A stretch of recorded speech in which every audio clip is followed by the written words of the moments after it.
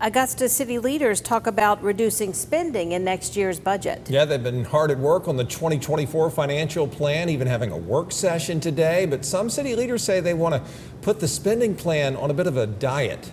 Here's George Escala. The proposed 2024 budget is calling for an almost 5% increase in spending next year, and that has some city leaders saying they would like to see the proposed budget cut by 0.5% or $1 million.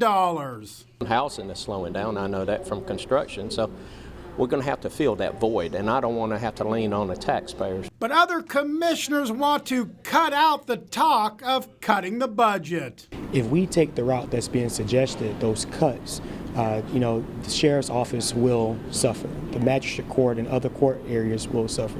Public transit will suffer. The interim administrator wants commissioners to say where they would want to see the cuts. As you noted earlier today, I asked the commission for some additional direction and some guidance on if that was the will of the body, where would you like to see those cuts? Because if I come through and make some recommendations, it may not be to the pleasure of others. Commissioners taking a look at the budget for the operational audits of each city department approved earlier this year.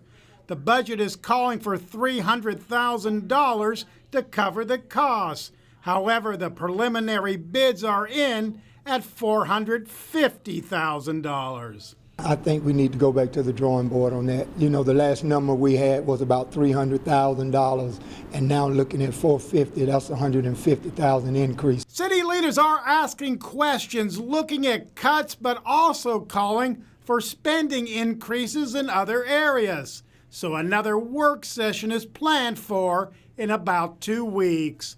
In Augusta, George Escala, WJBF, News Channel 6.